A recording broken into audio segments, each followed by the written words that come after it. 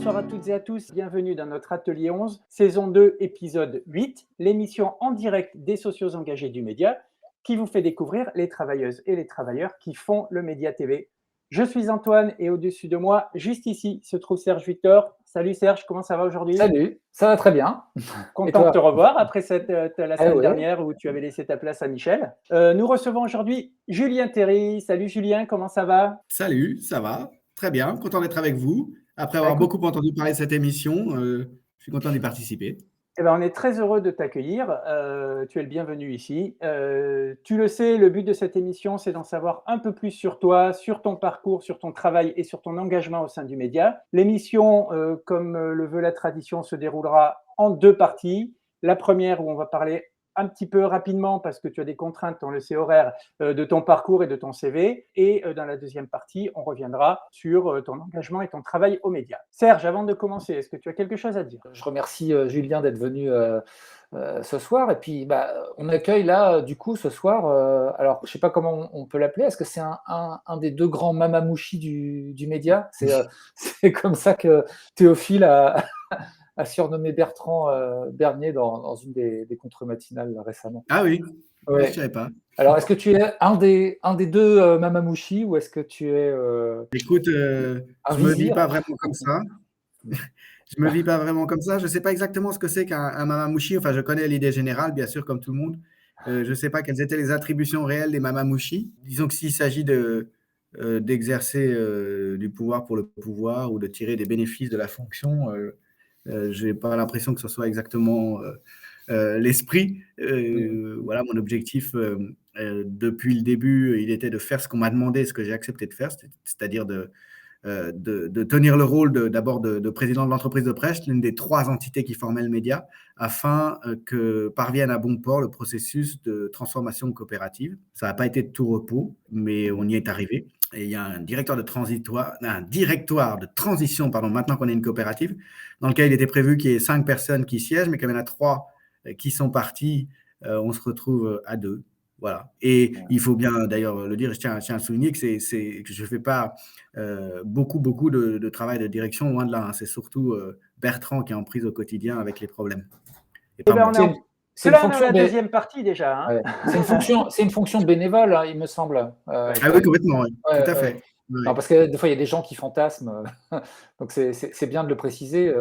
Oui, c'est souvent des gens mal intentionnés, je pense. Oui, mais non, je précise que ni Bertrand ni moi-même ne gagnons un centime à remplir ces fonctions-là. Voilà. Ok. Bon, on en parlera à la deuxième partie des missions, du coup. Et là, Antoine, je pense que tu vas nous plonger un peu dans les antécédents de Julien.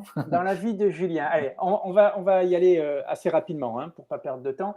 Donc, Julien, ton parcours professionnel, alors on ne va pas remonter au bac, on va commencer directement. Alors, tu es agrégé d'histoire, déjà. On va remonter. Donc, en 95, tu es agrégé d'histoire et suite à ça, tu vas rentrer à l'école des chartes. Ah, mais je vois que tu es bien renseigné. Alors, tiens, bien sûr.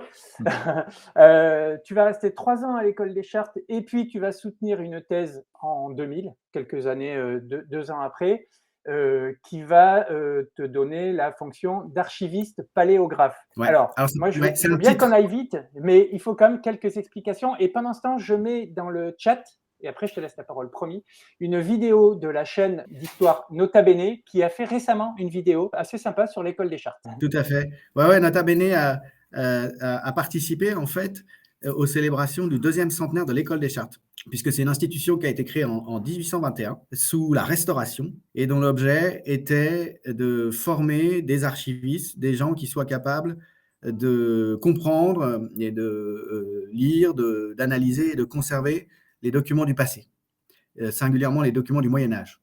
Voilà. C'est pour ça que ça s'appelle l'école des chartes d'ailleurs, puisque le document de base laissé par le Moyen-Âge, par la pratique sociale, judiciaire, des transactions ou autres, c'est une charte. C'est un bout de parchemin avec un acte officiel rédigé dessus, soit en latin, soit en langue vernaculaire.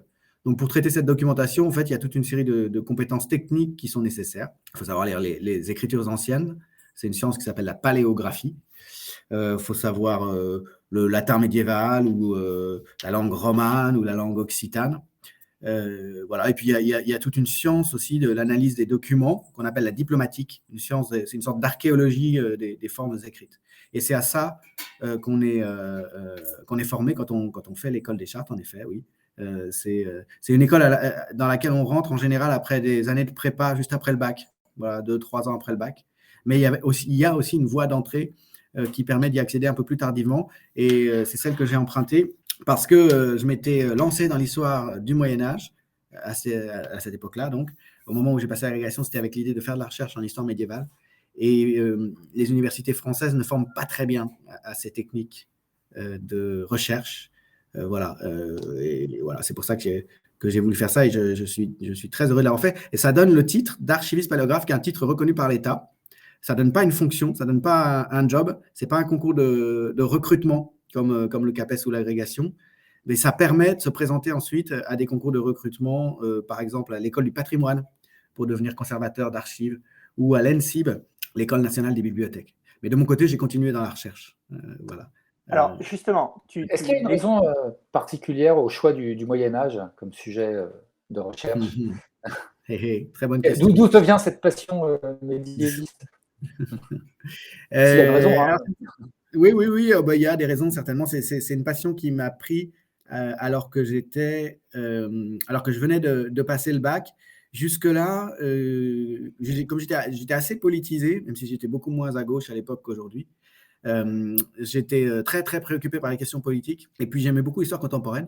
Et j'ambitionnais, je ne le pensais pas en ces termes à l'époque, mais aujourd'hui, je dirais que j'ambitionnais de m'intégrer à la noblesse d'État à cette époque-là, c'est-à-dire de faire Sciences Po et l'ENA et de travailler dans la fonction publique, faire de la politique. Et puis, j'ai complètement changé d'avis, en fait, quand, après le bac, j'ai fait une année d'hypocagne. Mon idée, c'était d'aller à Sciences Po, mais comme j'avais la possibilité de rentrer 2 années de suite sans concours, parce que j'avais les mentions très bien au bac, voilà.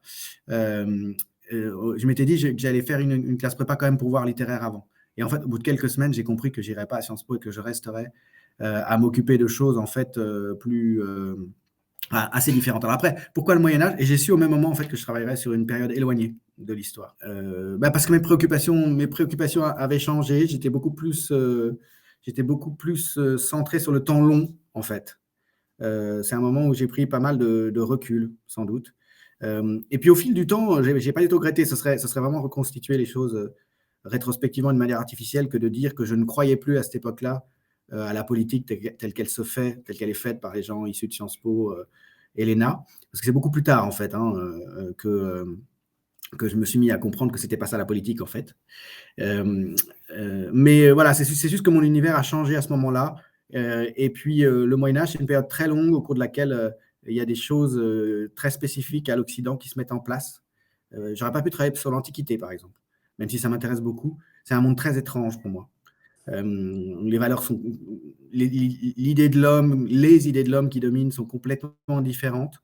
Donc voilà, il y a une forme de familiarité. Enfin, toutes les grandes problématiques de l'Occident se mettent en place à cette époque-là. Puis c'est une époque aussi qui a l'avantage de pouvoir être connu par une documentation qui n'est pas entièrement explorée. C'est-à-dire qu'en fait, pour la deuxième partie du Moyen-Âge, les 3-4 derniers siècles du Moyen-Âge, à partir de 1200 en gros, il y a une documentation énorme et on peut encore faire plein de découvertes. Donc quand on arrive dans un fonds d'archives, voilà, on est face à des massifs archivistiques, des textes dont beaucoup n'ont jamais été lus, jamais été étudiés, jamais interprétés. Et ça, il y a un côté exploration qui me plaît beaucoup. Voilà. Donc c'est à la fois la recherche, à la fois le temps long, le goût du document aussi qui m'ont conduit de ce côté-là. Alors, l'école des chartes se trouve dans un très beau bâtiment historique français, aux Archives nationales de Paris, hein, c'est ça, si je ne me trompe pas? Alors, elles ont bougé à plusieurs reprises. Maintenant, elles sont rue Richelieu, pas loin de la Bibliothèque nationale, mais sur l'ancien site. C'est ça, dans le Marais parisien, pour ceux qui connaissent. Est-ce que c'est dans le Marais, un peu au nord quand même, un peu plus au nord. Un petit peu au nord du Marais. Pas loin du Marais, ouais. C'est bon. Pas d'approximation avec toi sur l'histoire du Marais et tout ça. Parce que les archives nationales sont dans le Marais, hein, effectivement. Mais l'école des chartes est un peu plus loin. D'accord. Alors, Voilà.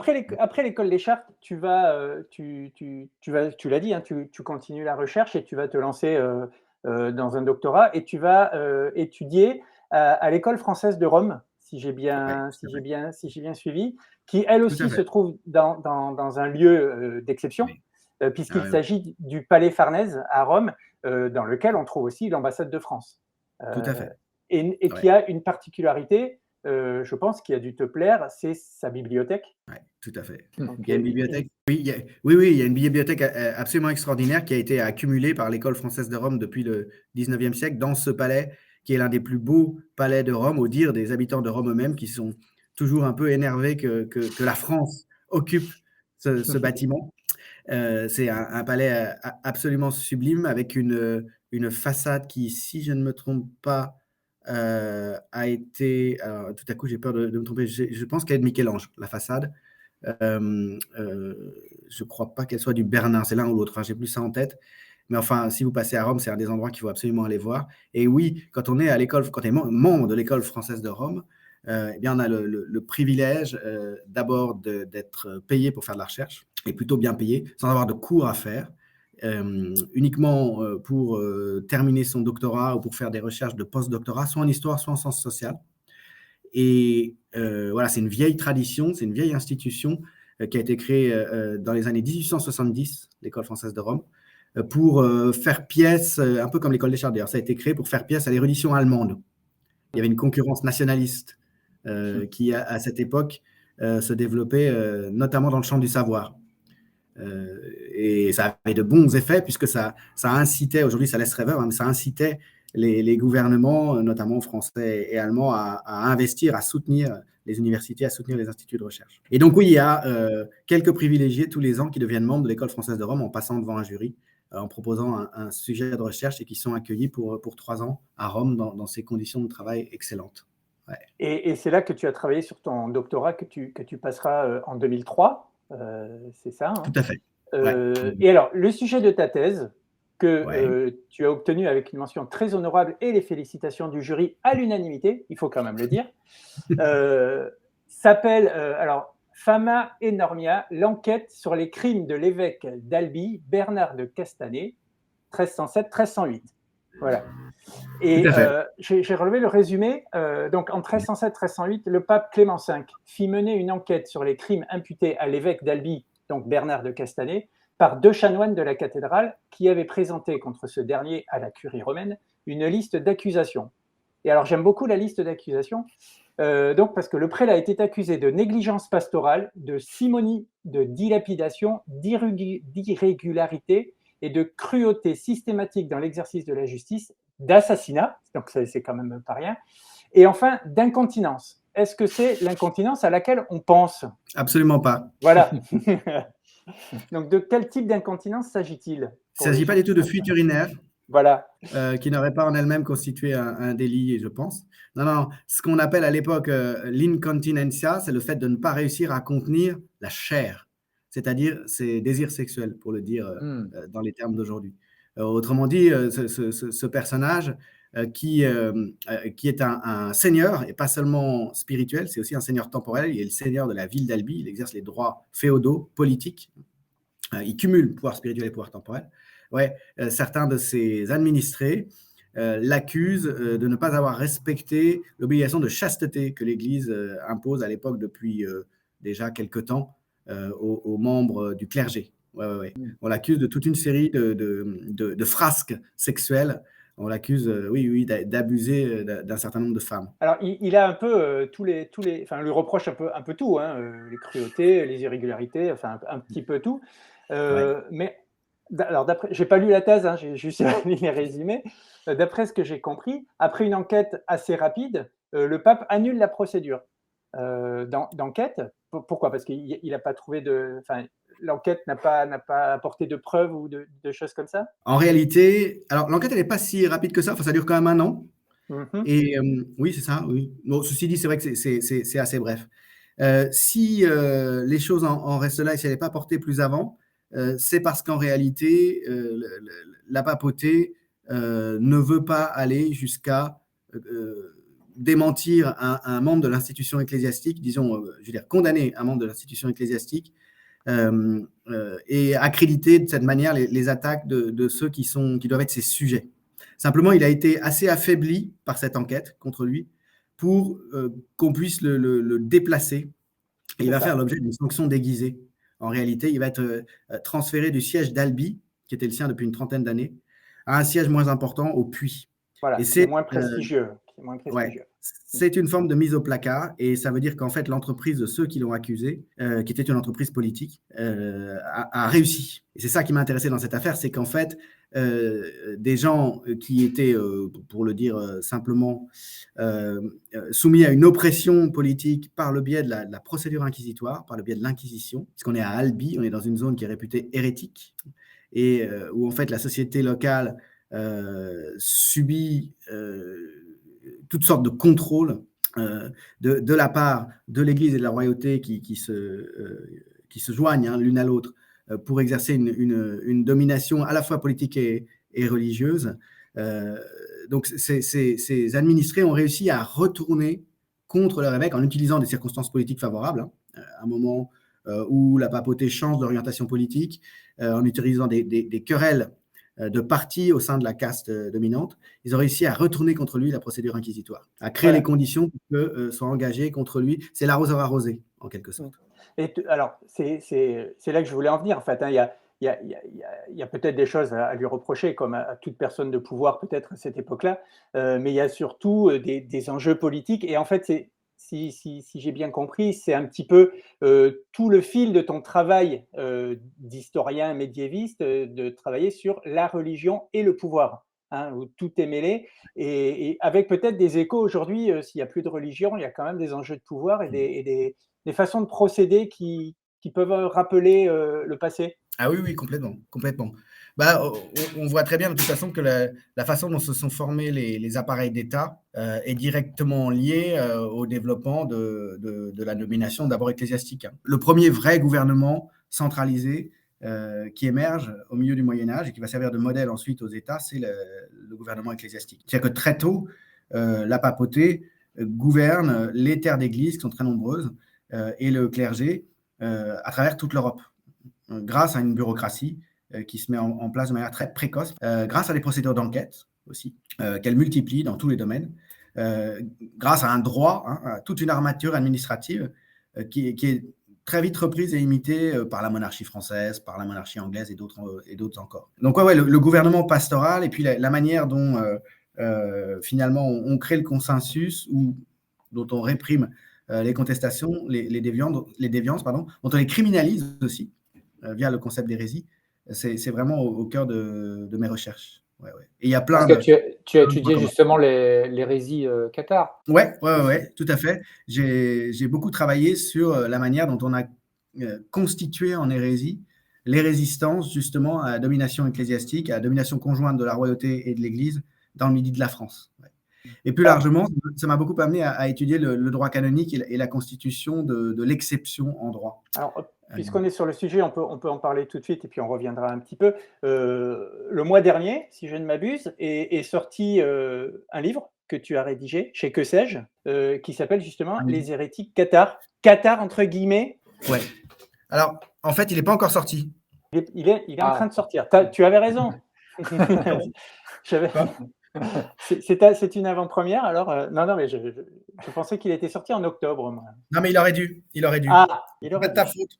C'est pas de ta faute, il a été annoncé comme sortant à cette époque-là, mais il n'est pas sorti. Il sort en décembre, donc. Donc c'est de ma faute, et c'est toi qui as raison. On revient donc en 2010, tu décroches, tu reçois, ou je ne sais pas comment on dit, une habilitation à diriger des recherches que tu n'avais pas. Donc à ce moment-là, tu travailles à l'université de Montpellier 3, si je ne m'abuse. Aujourd'hui, tu es prof à Lyon 2. Et alors, tu interviens un petit peu partout. Tu nous parlais de, je ne sais plus quel établissement tout à l'heure. Et si j'ai bien compris, tu interviens aussi à l'École normale supérieure de Fontenay-Saint-Cloud. Ça a été mon premier poste universitaire, en fait. Pas encore de titulaire, Et mon premier poste universitaire, c'était assistant de recherche, assistant temporaire d'enseignement et de recherche à l'école normale de Fontenay-Saint-Cloud, qui aujourd'hui est à Lyon. C'est à Lyon, oui, c'est ça. Ouais. Ça, c'était il y a longtemps. Ouais. C'était D'accord. avant que je parte à l'école française de Rome. Parmi tes expériences professionnelles, j'ai retrouvé que tu avais participé à une émission sur France Culture en 2008 de la Fabrique de l'Histoire sur l'histoire des Templiers. Malheureusement, l'émission n'est plus disponible. Il y a encore la page, mais l'émission n'est plus disponible. Donc, on n'a pas pu Et l'écouter. c'est marrant, c'est intéressant parce que c'est la première fois, effectivement, en 2008, c'était avec Alain de Murger. C'est la première fois que j'ai parlé du procès du Temple. C'est l'époque où je commençais à travailler sur la question. Et oui, malheureusement. Et tu as eu d'autres occasions de participer comme ça à des émissions un petit peu grand public, même si c'était sur France Culture, pour partager tes connaissances historiques? Ouais, ça m'est arrivé souvent. Par principe, j'accepte quand on me propose ce genre de choses parce que je considère que ça fait partie de mon rôle. Et puis j'aime bien ça, en fait, de m'adresser aux gens pour leur parler d'histoire. Et ça m'est très souvent arrivé de faire des émissions. Par exemple, à une époque, quand Franck Ferrand avait une émission sur Europe 1, ça arrivait que j'y aille. Ça m'est arrivé de participer à de nombreux documentaires, y compris d'ailleurs encore récemment un documentaire avec Stéphane Bern. Voilà, j'ai absolument rien contre la vulgarisation historique. En l'occurrence, j'ai pas regretté. Je vois que ça suscite un peu de scepticisme peut-être, Stéphane Bern. Alors, c'est sûr que son côté histoire des grandes familles monarchiques, des grandes dynasties et tout ça, c'est pas trop ma tasse de thé et c'est pas forcément enthousiasmant.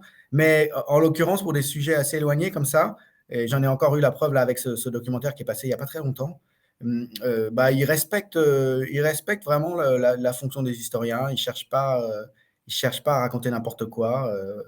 Ça se passe bien, quoi. Je comprends qu'il y ait des collègues contemporanéistes qui aient plus de réserve. Et de la même manière avec Franck Ferrand pour certains sujets.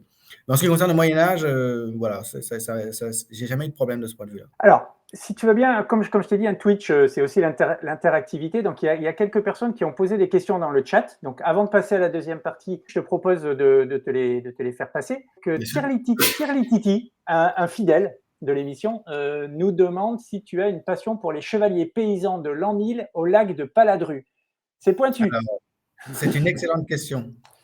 C'est une excellente question et je vois que ce camarade est cinéphile, puisqu'en fait, il fait allusion à un film d'Alain Resnais, dont le titre, on connaît la chanson, je crois, dans lequel il y a une étudiante qui est jouée par Agnès Jaoui, qui est dans une assez mauvaise phase. Elle est en train de finir sa thèse, mais elle ne va pas très bien. Et elle tombe sur, je crois, c'est un ami de sa sœur qui est joué par Jean-Pierre Bacry, qui est un peu un rusto, quoi, qui est un peu lourdeau. Et quand il lui demande sur quoi elle travaille, elle dit qu'elle travaille que son sujet de recherche, c'est les chevaliers paysans de l'an 1000 au lac Paladru. Et là, Bacry la regarde avec le regard vide en lui disant « Mais ça sert à quoi ?» Et là, elle lui répond du tac au tac « Ça sert à faire parler les cons. » Je ne sais pas si vous vous souvenez de ce passage. Et puis elle finit quand même dans le film par soutenir sa thèse. D'ailleurs, on la voit dans un amphi de la Sorbonne. Alors évidemment, c'est une manière, voilà, c'est une belle illustration du fait que des recherches vraiment poussées, c'est un peu le cas en fait dans toutes les disciplines, leur sujet nécessairement paraît complètement abscon aux gens qui ne sont pas spécialistes. Mais c'est un peu une des conditions de la recherche, pour faire avancer les connaissances. On ne peut pas en rester à travailler sur des généralités parce que ce n'est pas précis et parce que ça ne sert pas en réalité à grand-chose. Avant de remonter en généralité, pour tirer des conclusions générales, qui peuvent être compréhensibles par tout le monde éventuellement, on est obligé de creuser des questions très particulières.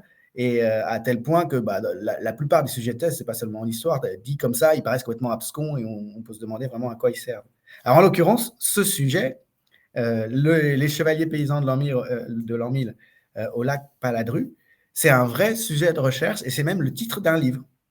C'est le titre d'un livre d'archéologie, puisqu'en fait, c'est un lac de l'Isère, je crois, du département de l'Isère, un lac dans les Alpes, le lac Paladru.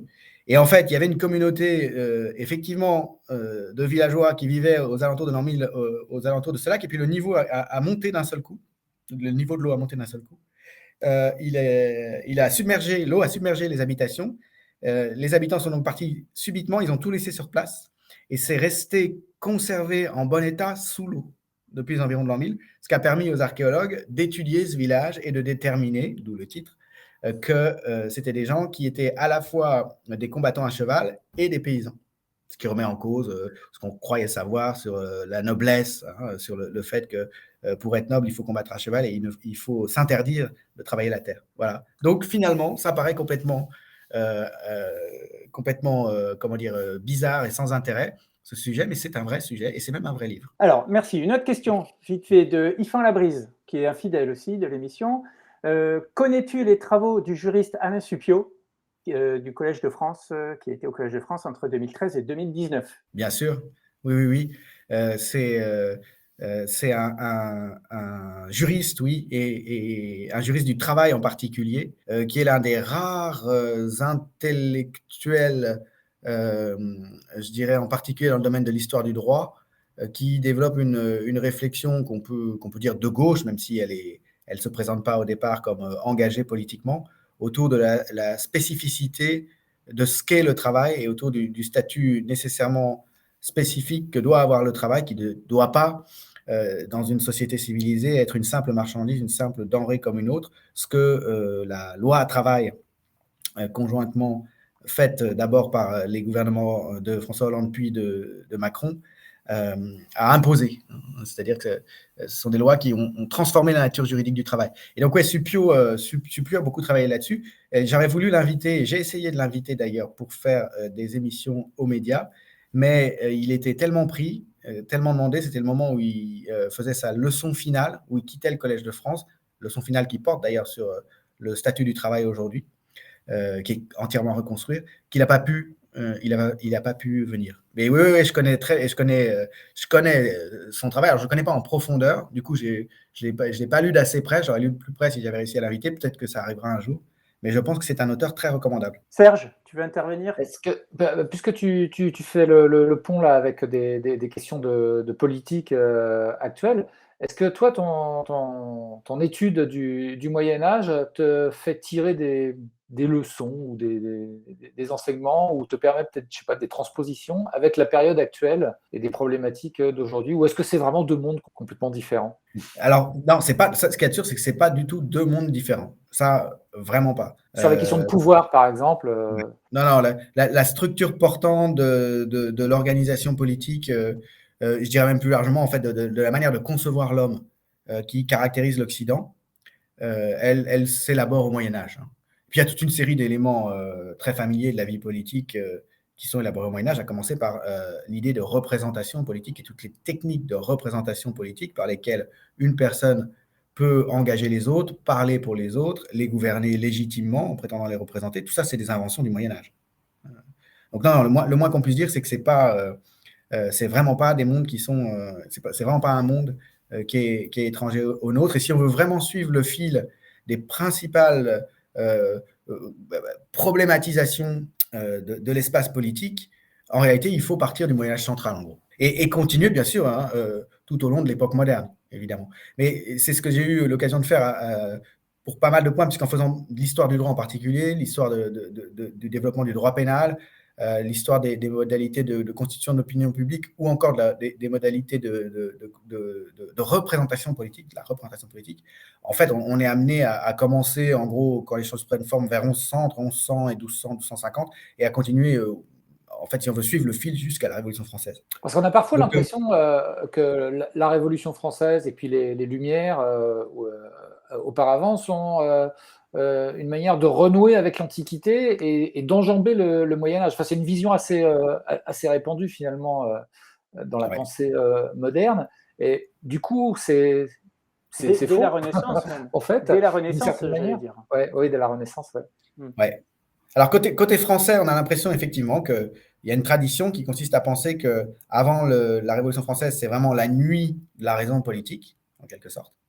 Et les premiers historiens de l'époque scientifique de l'histoire au XIXe siècle, qui étaient autour de Guizot, d'Augustin Thierry, des libéraux, des gens qui étaient des héritiers de la Révolution française, de la Révolution bourgeoise, ont pensé toute l'époque qui précédait, en particulier le Moyen-Âge, comme caractérisée par l'impossibilité du peuple, et en particulier de la bourgeoisie, à prendre en main son propre destin, opprimé par la féodalité et par la royauté. Et du coup, ils ont vu effectivement le Moyen-Âge en particulier comme un temps sombre. Mais d'ailleurs, le nom même de Moyen-Âge, qui désigne en fait une époque intermédiaire, qui se sépare d'une époque qui a un vrai nom avant elle et à laquelle on veut revenir, à savoir la belle Antiquité, ça tient à ça, c'est les temps intermédiaires, les temps qui n'ont pas de nom. Alors c'est pareil du point de vue des Allemands, sauf que pour eux, la lumière arrive plus tôt, elle arrive avec Martin Luther, elle arrive avec la libération de l'oppression par l'Église catholique.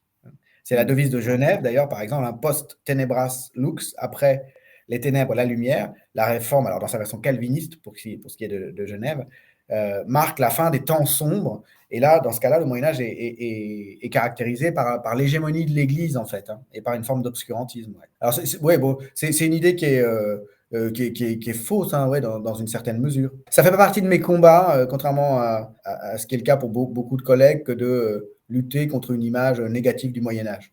Je pense que c'est pas très utile. De toute façon, dès qu'on se penche un peu de près sur le Moyen-Âge, on se rend compte que c'est une époque extrêmement foisonnante et créative. Ceci dit, les 3 derniers siècles du Moyen-Âge sont effectivement une période très sombre, mais ils sont une période très sombre pour des raisons qui nous concernent directement. C'est une période très sombre parce que c'est la période de construction des États et que ces États se construisent essentiellement à travers la guerre, en se faisant la guerre mutuellement, ce qui justifie l'instauration des impôts royaux, ce qui justifie la construction des bureaucraties, et ce qui entraîne la malnutrition, les destructions de récoltes et les épidémies. Donc les 3 fléaux de la fin du Moyen-Âge, ils sont liés à l'essor de l'État, sans parler du développement des persécutions qui caractérisent aussi le début des États à partir du Moyen-Âge central et avec lesquels on n'a pas du tout fini, ce qu'on appelle la société persécutrice.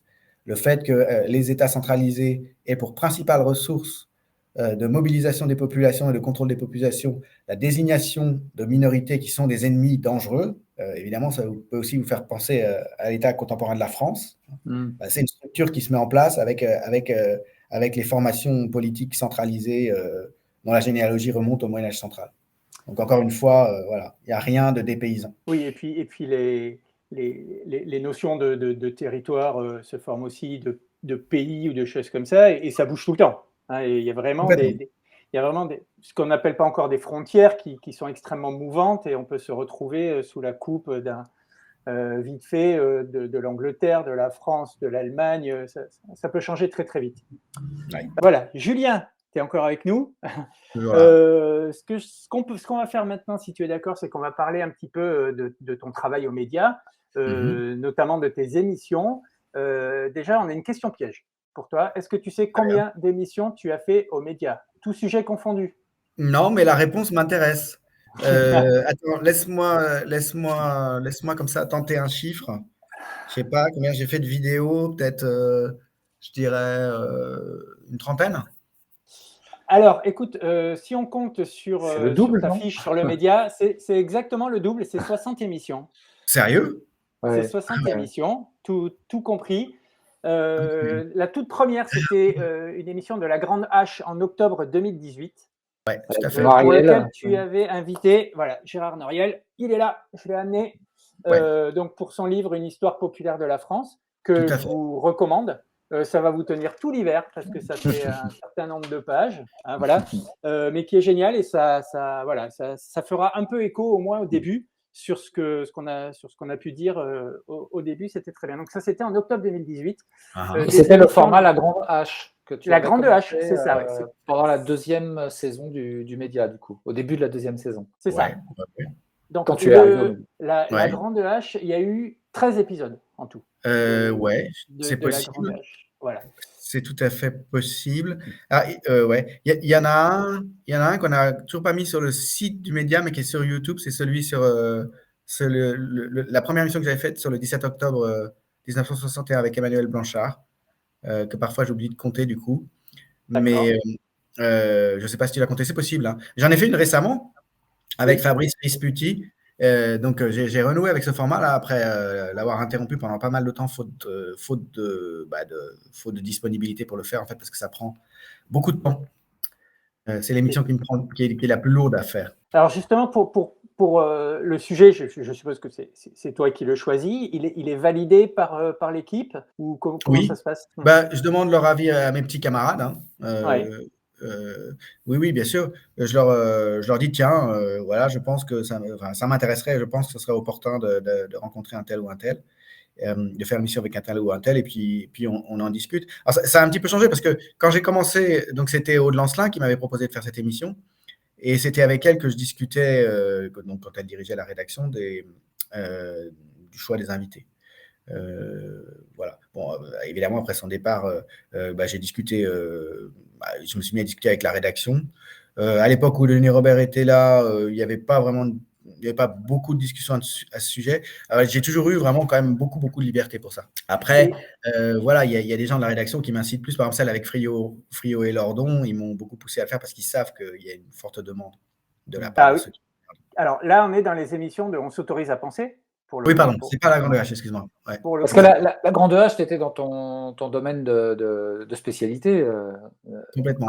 en tant qu'historien. Et c'est comme ça que tu as commencé aux médias. Mais du coup, tu t'es mis aussi après à sortir de ta spécialité et à faire des émissions de journalisme, en fait, des interviews, des présentations aussi de direct. Hein, il y en a eu un paquet sur l'époque de Marche ou Grève.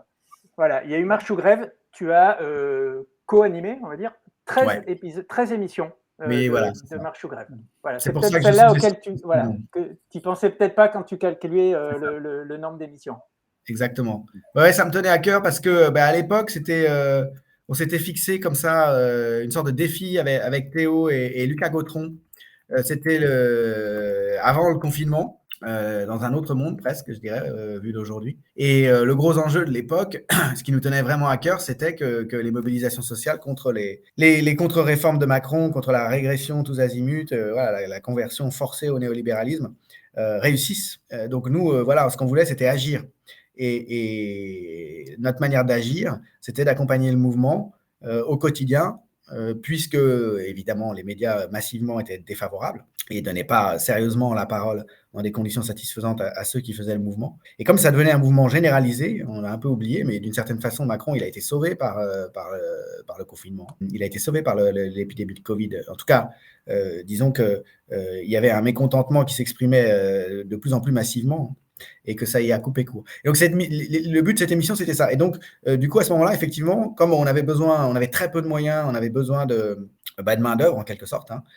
Comme en plus, il y avait une partie de l'équipe qui n'était pas spécialement intéressée par tout ça, comme en plus, très vite, Denis Robert est devenu assez défavorable à l'émission, à Marche ou Grève, pour des raisons pas très claires, eh bien, voilà, le fait que moi, je me rende disponible pour y participer, ça comptait.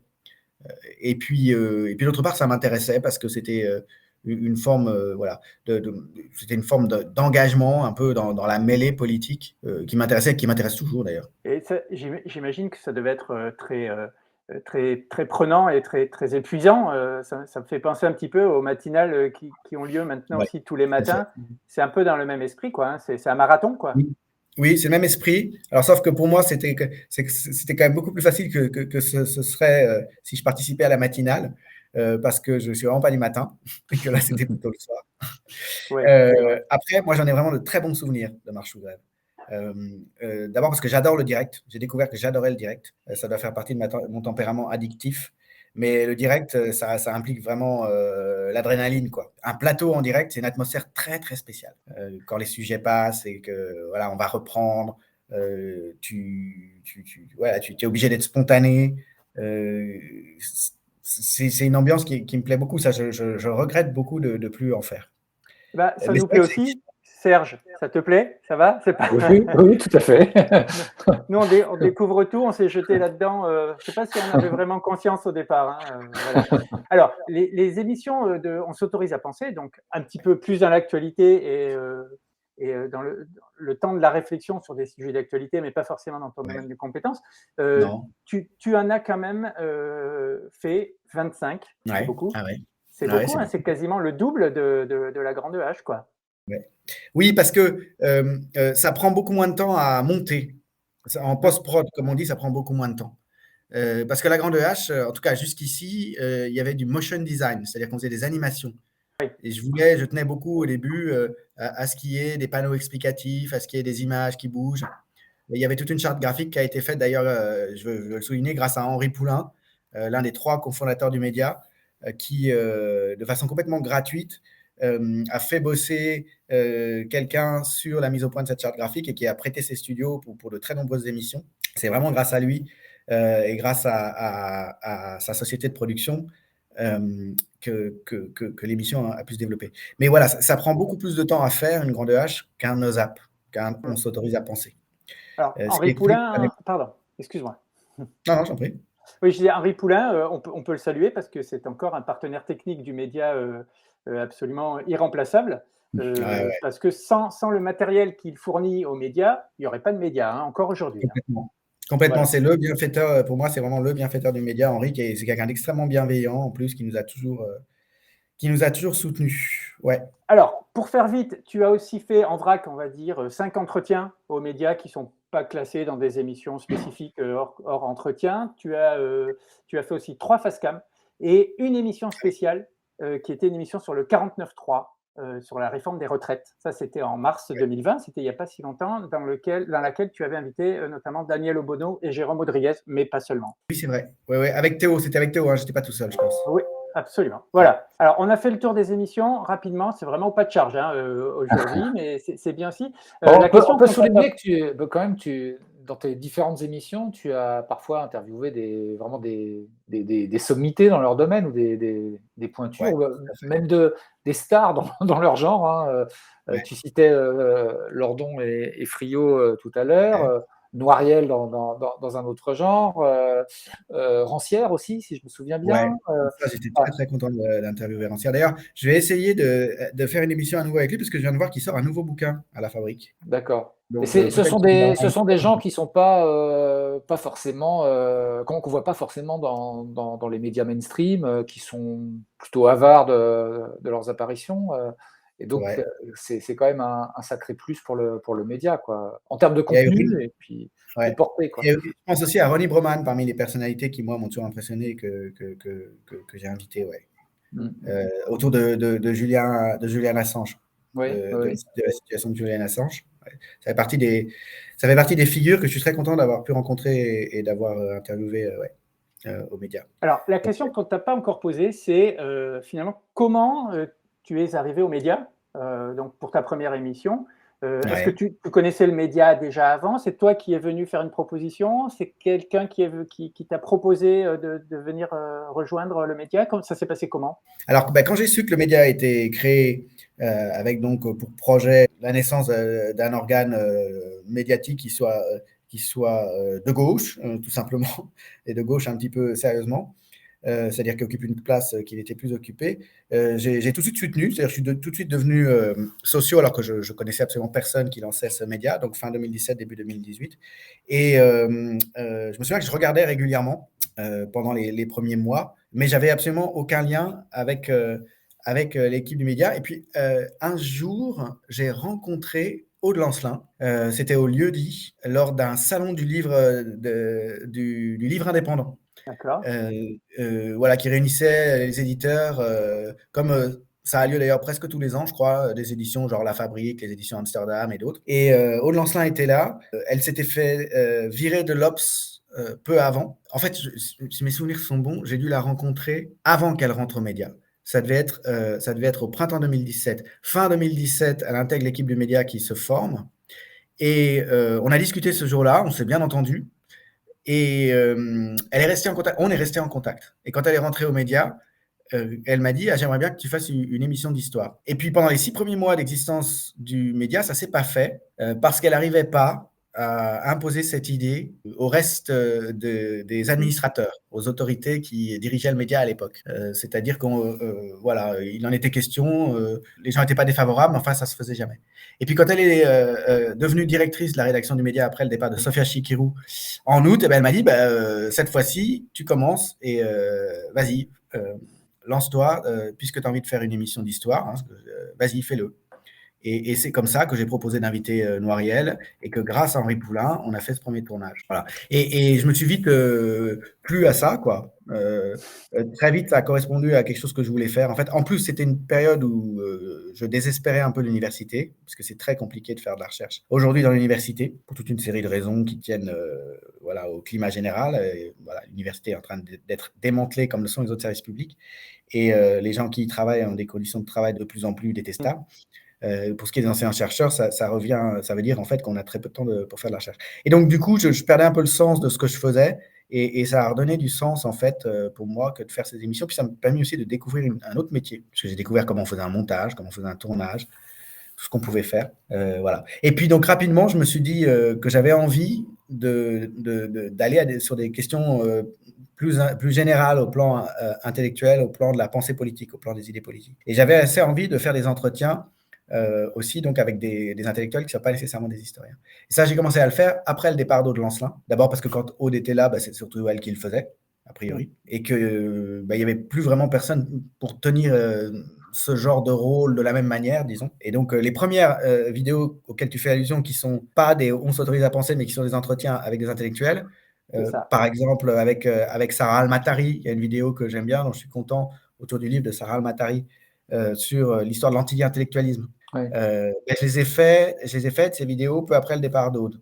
Voilà. Et ça s'est transformé en OSAP quand on s'est dit, mais il faut que ce format soit plus réservé à une seule personne, que ça puisse être un peu divers membres de la rédaction et qui soit centré sur un dialogue avec quelqu'un qui fait des allers-retours entre le savoir et l'action politique, voilà, entre les idées politiques et l'action. Et ça s'est transformé en On s'autorise à penser, donc sur une idée d'ailleurs de Théo, je crois que c'est lui qui a eu l'idée d'appeler ça comme ça et de faire référence au sketch de Coluche. Avec la petite introduction de Ouais. Coluche à chaque émission, le petit clin d'œil. Alors, avant que la SIC se mette en place, le média, c'était une organisation en 3 parties avec une association, et puis juste en dessous, il y avait 2 entreprises, donc une entreprise, l'entreprise de presse, le média, et la société de production, le média. Et toi, tu t'es retrouvé, entre guillemets, à un moment, président de l'entreprise de presse, le média. Ouais.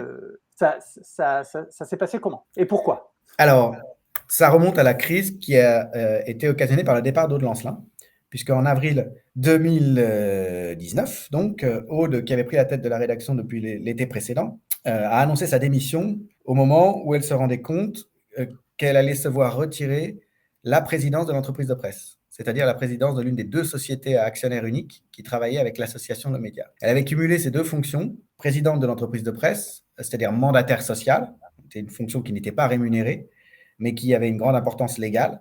Elle était la supérieure hiérarchique des salariés de l'entreprise de presse. Et elle était nommée par l'Assemblée générale de l'association.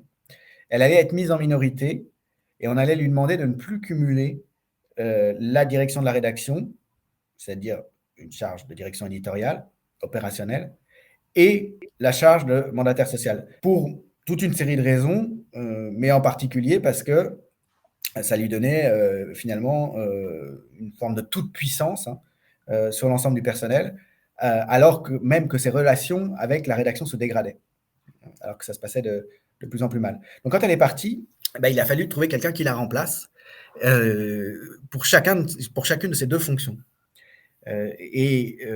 Rapidement, il y a eu l'idée de proposer à Denis Robert, qui était une personnalité connue et qui permettait finalement de rebondir, en tout cas c'est ce qu'on pensait, de prendre la direction de la rédaction, mais tout de suite, évidemment, les membres de l'Assemblée générale de l'association se sont dit, il ne faut pas qu'on recommette l'erreur de laisser quelqu'un cumuler ces 2 postes. Et donc, moi, j'étais pas et j'ai jamais été d'ailleurs un membre de l'Assemblée générale. L'Assemblée générale qui s'est réunie après le départ d'Aude, en fait, voulait proposer à Henri Poulain, qui paraissait le seul en mesure d'occuper cette fonction-là, de succéder à Aude, à la présidence. Mais Henri qui avait plein de choses à faire et qui savait aussi sans doute d'expérience que c'était beaucoup d'emmerdement pour peu de choses en retour, m'a gentiment proposé d'occuper cette fonction moi. Voilà, parce que je le connaissais depuis quelques mois, je le voyais régulièrement, j'avais travaillé dans son studio à monter les Grandes Haches. Donc on avait appris à se connaître. Il m'avait dit, mais fais ça, pourquoi tu t'acceptes pas voilà. Et moi j'ai accepté en fait parce que ça correspondait à une forme d'action politique concrète que je trouvais comme ça l'occasion de mener. C'est un des grands problèmes des intellectuels, c'est que en fait, ils ont beaucoup de mal à agir sur le monde. La plupart s'en sortent en demeurant convaincus que les idées changent le monde, ce qui est complètement faux. En tout cas pas directement, et que quand ils ont dit quelque chose, ça a changé les choses. Et donc, c'est pas fréquent, en fait, pour un intellectuel de trouver un emploi, disons, un peu plus concret. Donc là, je me suis dit, je me plains depuis toujours de ces médias détestables. Il y en a un qui est en train de se développer, enfin, qui risque de disparaître, en tout cas, et qu'il faut essayer qui est réellement indépendant et qu'il faut essayer de soutenir. Voilà, c'est réellement, ça paraît comme ça un peu naïf, mais c'est réellement pour ça que je l'ai fait. Alors aussi parce que je me disais que, bien sûr, j'avais envie de continuer à faire mes émissions, hein, et que je me disais que, voilà, en étant président, j'étais sûr de pouvoir continuer à faire mes émissions.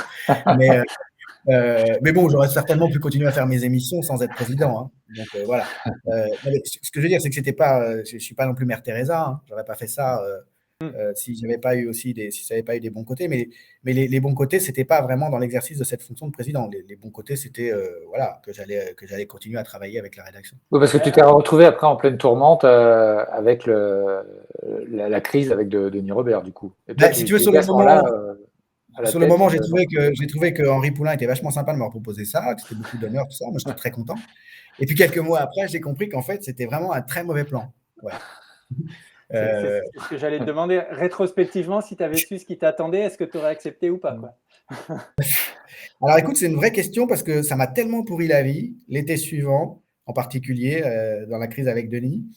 Denis a tout de suite dit, bien sûr, je ne veux pas cumuler les deux fonctions, mais en réalité, voilà, si je m'étais laissé faire, j'aurais fini un peu par être contraint de dire amen à tout ce qu'il voulait. Or, il s'est trouvé que ce qu'il voulait pour le média correspondait de moins en moins à ce que moi je considérais comme bien pour le média. Donc, ça a fini en bras de fer, et je me suis retrouvé, voilà, en fait, en position voilà, de m'opposer à ce qu'il voulait faire, à ces entreprises. Et ça a été très, très pénible. Ça a été très, très pénible. Ça a été même, ça m'a vraiment réellement pourri la vie pendant des mois et des mois. Et notamment, ça m'a pourri tout l'été 2020. Et surtout, le plus dur, enfin, tu me diras, mais il y a quelque chose qui doit être très dur, c'est la médiatisation qui a eu lieu. Voilà, tout est allé sur la place publique, avec forcément pas des infos complètement fiables ou des choses comme ça. Enfin, c'était ça qui était peut-être le plus malsain, en tout cas vu de l'extérieur. Ça avait l'air assez moche, quoi. Ouais, c'était très moche. C'était très difficile à vivre parce qu'en plus, Denis a développé une campagne qui se fondait sur sa popularité personnelle, sur le prestige dont il bénéficie. Et moi, je ne pouvais pas vraiment lui répondre, ni Bertrand Bernier d'ailleurs, qui était président de l'association, ni Lucas Gautron, parce qu'on avait des responsabilités comme mandataires sociaux, et que si les choses se développaient au prud'homme, continuaient au prud'homme, comme Denis nous en menaçait, et comme d'ailleurs finalement en définitive c'est le cas, si on répondait publiquement, ça pouvait nuire aux intérêts du média. Ça pouvait être retenu contre nous. Voilà, donc on s'est pas mal fait injurier, notamment avec cette vidéo grotesque que tout le monde peut encore voir sur YouTube, hein, par laquelle Denis a tenté une sorte de coup de force et dans laquelle il nous traîne dans la boue en racontant qu'on est là pour le pouvoir, pour l'argent, etc. Toutes sortes de contre-vérités évidentes, mais que son fan club était prêt à croire, hein, et qui en fait excitait son fan club contre nous. On ne pouvait pas y répondre. Donc ouais, c'était très difficile à vivre. Alors après, ça a endurci le cuir, hein, ça apprend la vie, en quelque sorte. Mais ça a été vraiment très, très difficile. Ça a été une période très difficile. Là, quand on passe à la SIC, les statuts prévoient que tu fasses partie du directoire transitoire, on va dire, hein, qui est l'une des deux instances de direction du média format société coopérative. Et puis, avec tous les événements dont on a parlé ou d'autres, sur les 5 directeurs généraux, directrices générales qui étaient prévus, aujourd'hui, vous n'êtes plus que 2. C'est pas notre fait. Non, c'est pas votre fait. Bertrand, qui lui cumule le rôle de directeur général et de directeur technique, en l'occurrence, enfin, de directeur opérationnel, puisqu'il est directeur de la production, d'un côté. C'est 2 rôles bien différents. Et puis, il y a toi, qui est donc directeur général. Donc, je suis membre du directoire, quoi. Je suis membre du directoire, comme Bertrand. Il aurait dû y avoir aussi la comptable Françoise Holzer, il aurait dû y avoir Mathias Enthoven, mais ils ont préféré aller à Blas. Donc, On leur a pas proposé de continuer à siéger vu la manière dont les choses se sont passées. Ouais. Enfin, de toute façon, ils auraient pu, hein, d'ailleurs, hein, s'ils avaient voulu, mais ils n'ont pas cherché à le faire. Et puis, je ne sais plus qui devait être la 5e personne, c'était peut-être Denis, d'ailleurs, hein. Je crois, oui. Ouais. Ouais. Il me semble. Peut-être. Si, ouais, je crois. Aujourd'hui, en fait, ton rôle de membre de directoire, concrètement, ça consiste en quoi? Tu fais quoi? Ce sont essentiellement encore les emmerdements qui prolongent les emmerdements de la période précédente, puisqu'il y a toutes sortes de procédures qui sont en cours au prud'homme. Encore la procédure intentée par Aude Lancelin, par exemple, puisqu'elle n'est pas satisfaite de la manière dont on s'est séparé d'elle. Puis il y en a d'autres, hein, qui sont des héritages des 2 crises successives. Et donc, ça consiste à recevoir des mails de la part des avocats qui nous disent il y a une audience à telle date, est-ce que vous pouvez fournir tels arguments face à ces arguments qui vous sont opposés, face à ces reproches qui vous sont faits. Il y a ça. Et puis, d'autre part, ça consiste à discuter, à discuter des orientations financières, à discuter des choix, par exemple, lorsque l'on tente une levée de fonds, un appel aux dons. Ça consiste aussi lorsqu'il y a des gens qui veulent partir, hein, qui veulent rompre leur contrat de travail, qui veulent une rupture conventionnelle de leur contrat, à discuter avec eux, essayer de concilier leurs intérêts et ceux de l'entreprise, c'est-à-dire à trouver un accord financier tout simplement pour leur départ. Voilà, c'est des questions administratives comme ça. C'est pas des questions directement éditoriales. C'est pas des questions directement éditoriales, c'est des questions liées à la survie financière des médias. Après, je veux vraiment souligner le fait que j'ai pas beaucoup de temps à consacrer à tout ça et que c'est essentiellement Bertrand qui gère au quotidien. On ne désespère pas d'avoir Bertrand dans cette émission un jour, mais on nous a fait comprendre qu'il ne fallait pas trop quand même avoir d'espoir. Ah bon? Alors ça, je ne sais pas. J'en ai jamais parlé avec lui. Bon.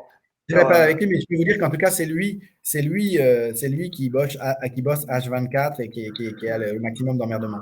Alors, une question qu'on nous a posée très concrète, c'est comment se prennent les décisions qui doivent être prises par le directoire, puisque vous êtes plus que 2. Donc, est-ce que vous prenez les décisions à 2? Est-ce que, si c'est nécessaire, vous faites participer l'équipe ou la partie de l'équipe concernée? Ça se passe comment? En général, oui, ça se passe. Les vraies décisions, jusqu'ici, on n'en a pas eu énormément. Les vraies décisions, c'était accepter ou pas, et dans quels termes, les départs d'un certain nombre de salariés qui étaient en contrat à durée indéterminée et qui ont voulu partir. Depuis qu'on s'est transformé en directoire, c'était ça les vraies questions. Et un peu avant, c'était quand Mathias Enthoven, par exemple, a voulu partir, à quelles conditions il part. Voilà, c'était, il y a eu des problèmes avec Serge Faubert qui voulait partir. À quelles conditions est-ce qu'on accepte qu'il part? Est-ce qu'on accepte un accord financier à quelle hauteur? Donc ça, ces choses-là, en fait, c'est Bertrand et moi essentiellement avec les avocats qui en avons discuté, parce que voilà, ça concerne directement l'état des finances, quoi. Qui sont pas fantastiques. Qui sont pas bonnes. Non, qui sont pas bonnes. On est toujours dans une situation où la survie est pas garantie. Et en l'occurrence, ça va dépendre maintenant de la matinale. Après, les grandes orientations comme le choix de faire la matinale, moi, je n'y ai pas vraiment participé. Enfin, j'ai donné mon avis comme ça. Mais voilà, c'est une discussion qui se fait entre la rédaction, et en particulier Théo Quamo, et Bertrand, essentiellement, et éventuellement aussi d'autres acteurs. Mais maintenant, depuis le départ de Théo Cazenave et Romain Madoud, si je ne me trompe pas, il reste Irving et Rémi Kenzo Pages parmi les journalistes qui sont en contrat à durée indéterminée. Sauf État à Boif, bien sûr. Oui, pardon, j'oublie. État à Boif, oui, bien sûr. On va essayer d'avancer un peu pour te libérer. Donc, désolé dans le chat, on ne parlera pas du projet qu'avait Denis Robert pour le média. On ne parlera pas non plus, juste, il paraît que tu es directeur scientifique des presses universitaires de Lyon en plus, au cas où tu t'ennuierais.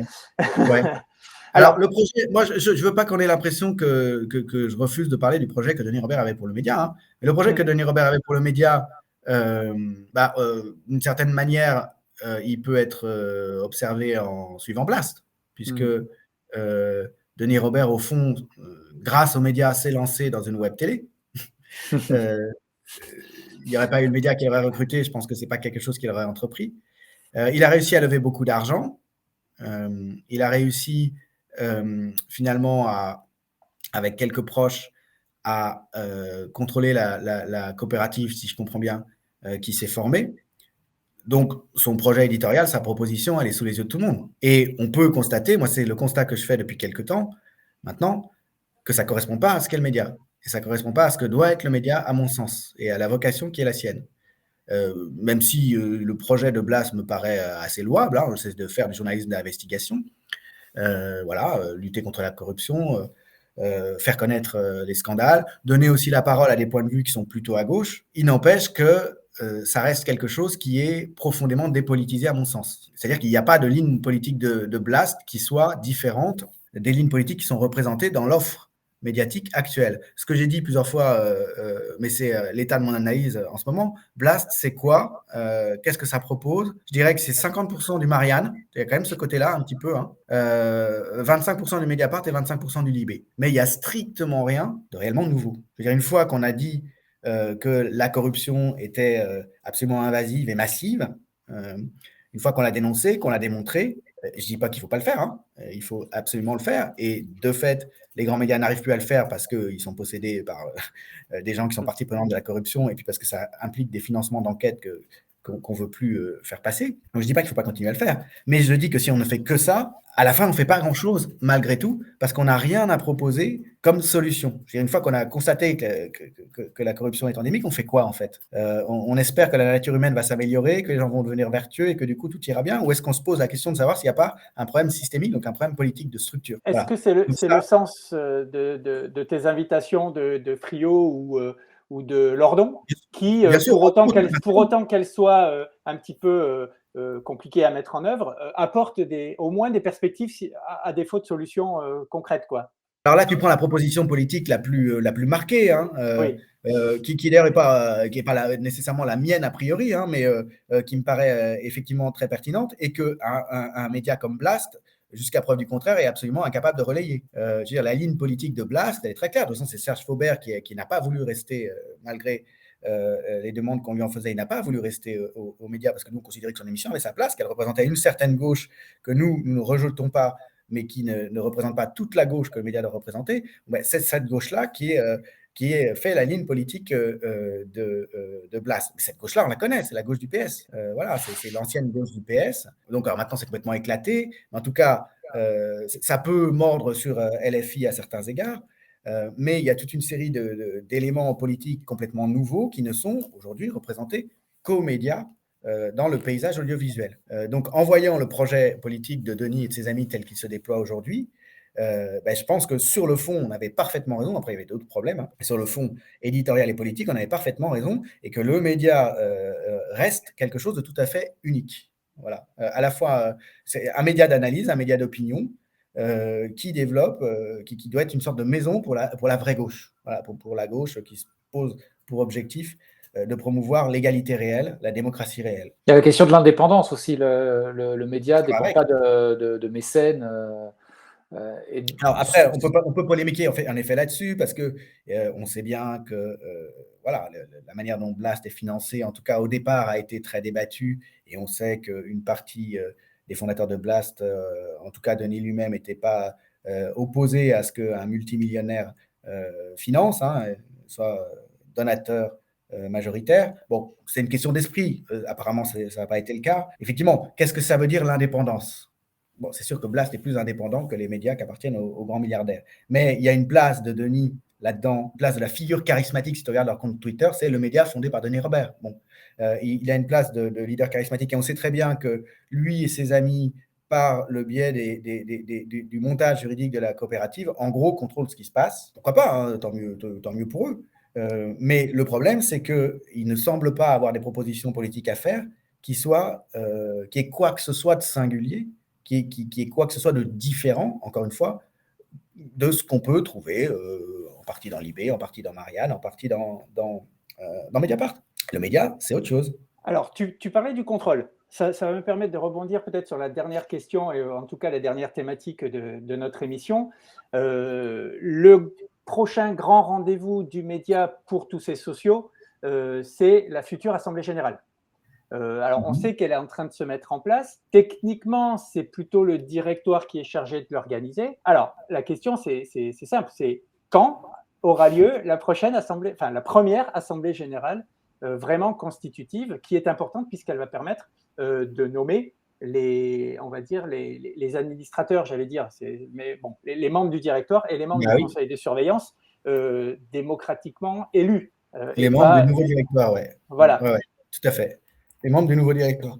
Alors écoute, c'est décevant, je sais bien, mais très franchement, je ne sais pas quand. Je ne sais pas parce que je ne suis pas opérationnel et que j'ai très franchement pas idée de ce qu'implique l'organisation et des délais qui sont nécessaires. Donc là-dessus, je vais vraiment vous laisser sur votre fin parce que je n'en sais rien. Pourtant, ça m'intéresse particulièrement parce que je tiens pas à m'éterniser particulièrement comme membre du directoire, en tout cas pas dans un directoire où on n'est que deux. Mais je savais pas que vous alliez me poser cette question parce que si j'avais su, je me serais renseigné. J'aurais demandé aux gens du bureau de l'ancienne Assos, j'aurais demandé à Bertrand. Je ne sais pas à quelle échéance exactement c'est prévu. Mais vous ne le savez pas? Non. Mais dans les statuts, ce n'est pas indiqué? Il n'y a pas quelque chose dans les statuts? Dans les statuts, c'était indiqué, je crois, avant le 31 décembre 2020. Ouais. Chose comme ça. Il y a un an. Ouais. Comme on est devenu coopérative, je crois, oui, voilà. Alors, le retard qu'il y a eu. 2021, je pense voilà, il y a eu du retard dans la mise en place administrative de la SIC. Pour plein de raisons, hein. Par exemple le confinement, je pense que ça a dû faire partie aussi du retard. Et donc voilà, bon. Alors on sait que c'est compliqué, hein. On sait que le conseil de surveillance travaille, notamment à l'élaboration d'un règlement intérieur. Mais le conseil de surveillance, il ne sait pas ça? On demandera. Ouais. Ah, là, on relaie les questions qu'on nous pose aussi. Ouais. Hein, donc, okay. Pour le moment, il n'y a pas eu d'infos données par le conseil de surveillance à ce sujet. Okay. Mais vraiment, je suis désolé, je ne m'attendais pas à cette question. Si j'avais c'était pas un piège. Hein, voilà, non, c'était pas un piège, mais c'était pas une fausse question, mais bon voilà, c'était aussi une façon d'introduire le fait que c'était encore un petit peu compliqué et que. Bien sûr, oui, on n'est pas encore arrivé à une situation, disons, stabilisée à cet égard, ouais. Mais voilà, je ne sais pas quand ça sera, mais ce qu'il y a de sûr, c'est que j'espère que ça va pas tarder. Et moi, j'ai hâte qu'il y ait d'autres gens que nous qui soient au directoire et qui portent la responsabilité, parce que attention, en fonction des choix qui vont être faits, ça peut être, voilà, c'est la survie du média qui en dépend.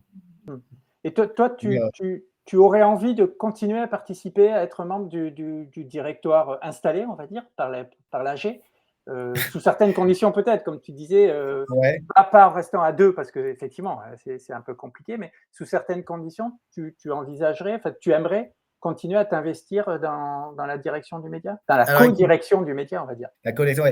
Écoute, je sais que mon entourage en particulier n'y tient pas particulièrement. Étant donné la violence, les choses se sont passées, le temps que le média m'a pris ces dernières années. Je sais pas. J'aurais tendance à vouloir dire comme ça non, parce que c'est beaucoup d'énergie, parce que je suis très investi dans mes activités professionnelles et ça ne me rapporte pas d'argent. Encore une fois, je répète de faire ça. Alors, c'est pas que je tienne énormément à l'argent, mais j'ai besoin aussi d'essayer de gagner de l'argent en faisant des articles, en faisant des livres. Mon travail de recherche, je le disais, me prend beaucoup de temps, l'enseignement aussi. Et j'ai aussi une vie familiale, donc c'est pas simple. Après, j'aimerais pas que le média disparaisse, j'aimerais pas que le média se plante. Pour moi, c'est quelque chose d'important. C'est pour ça, depuis le début, que j'ai accepté pas mal d'emmerdements.